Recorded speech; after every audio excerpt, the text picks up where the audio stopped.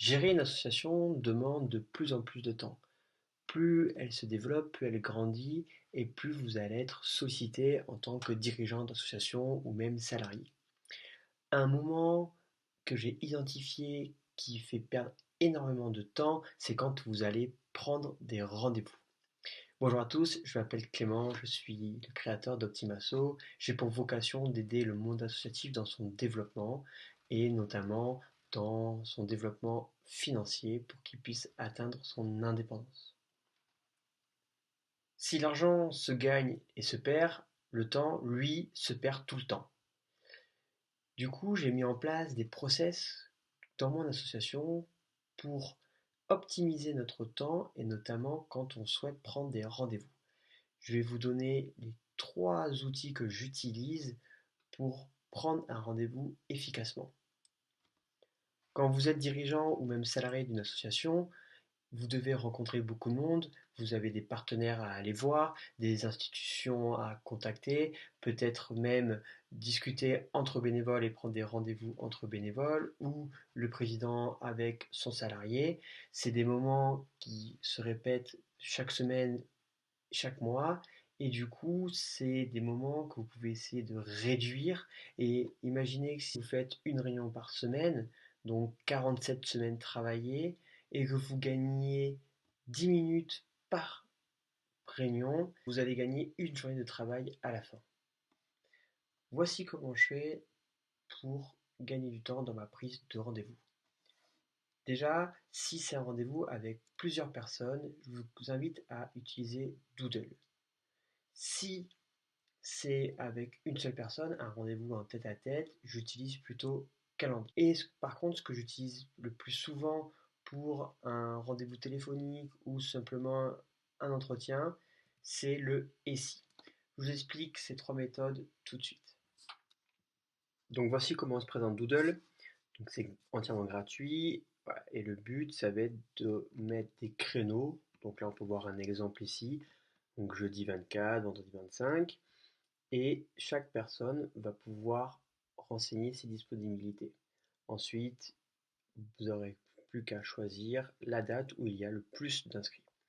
Donc, je vais vous montrer en direct comment on peut créer son doodle. Vous cliquez en haut à droite sur créer un doodle.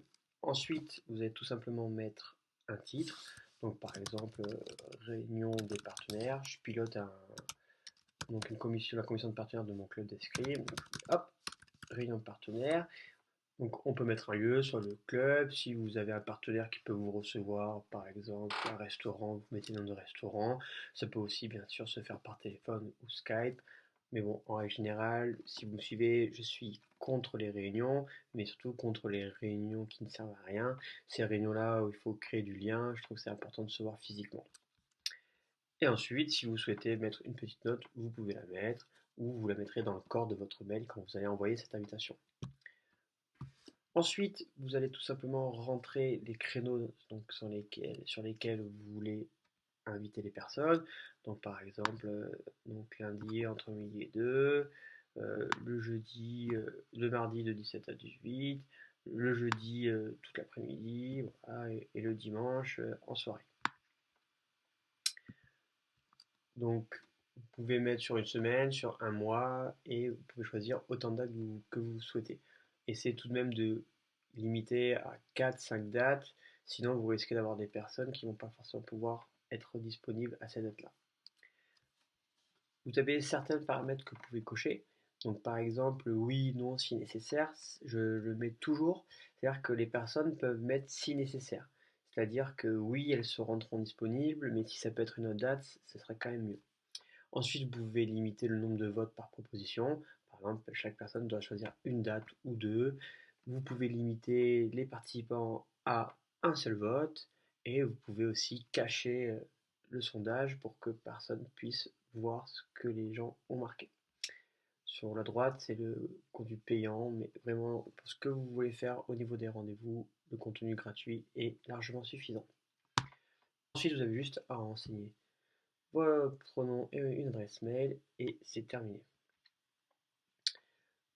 Vous pouvez donc, pour la dernière phase et partager le lien, tout simplement le copier et après vous envoyez un mail aux personnes concernées et ils n'ont plus qu'à cliquer dessus pour pouvoir s'inscrire. Vous allez avoir à chaque fois une notification par mail des personnes qui se sont inscrites et du coup, vous pouvez après choisir un lieu. Mettez une date butoir d'inscription. Voilà, par exemple, je vous laisse 3 jours pour vous inscrire et au bout de 3 jours, je prendrai la décision du lieu. Si vous avez des personnes qui sont très importantes pour ce rendez-vous et que vous voulez vraiment qu'elles soient disponibles, essayez de les appeler en amont ou de voir avec elles leur disponibilité. Parce que si le vote est majoritaire sur une date où ces personnes importantes ne sont pas disponibles, vous allez devoir recréer un doodle et du coup vous allez perdre énormément de temps. Donc le deuxième c'est Calendly. Donc Calendly, je vais vous amener directement dans le Calendly de Optimasso. Donc c'est aussi gratuit. Enfin, moi j'utilise la version payante parce que j'ai beaucoup de coaching et du coup je l'utilise avec une version premium qui me facilite la tâche. Donc pour créer un créneau c'est assez simple. Vous allez par exemple, vous créez donc une réunion,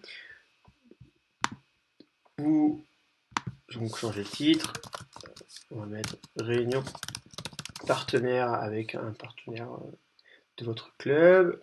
S'il y a un lieu, vous pouvez le personnaliser. Ensuite, donc, vous pouvez rappeler dans le score pourquoi vous sollicitez la personne. Et derrière, vous créez donc votre événement.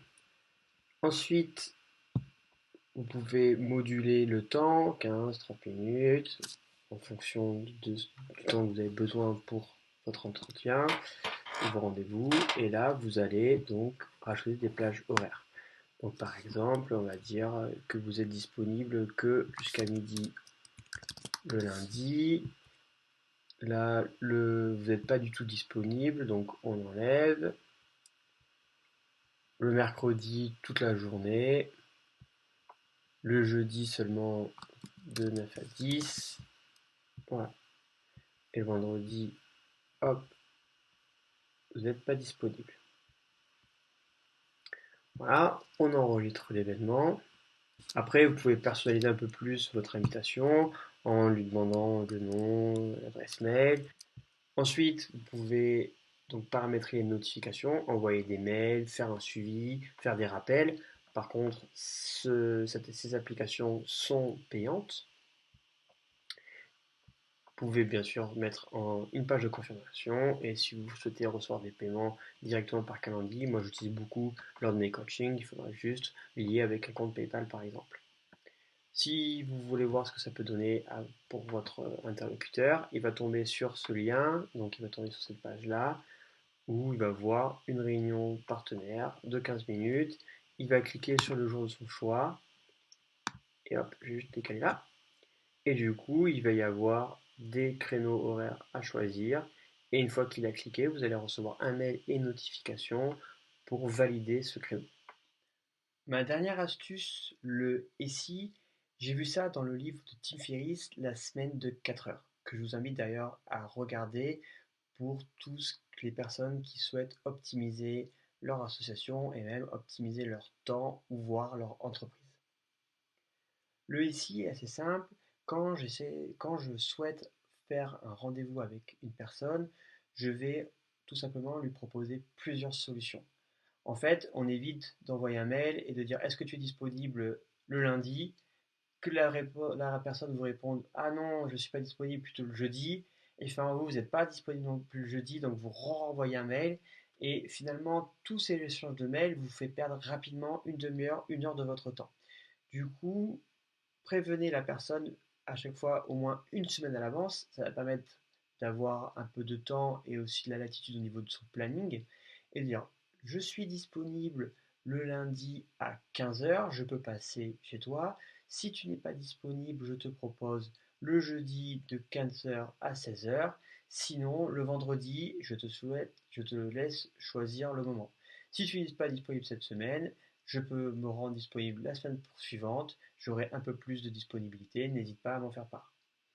En faisant ça et en laissant du choix, en règle générale, la personne va essayer de faire un effort et va essayer de fixer un moment pour se réunir.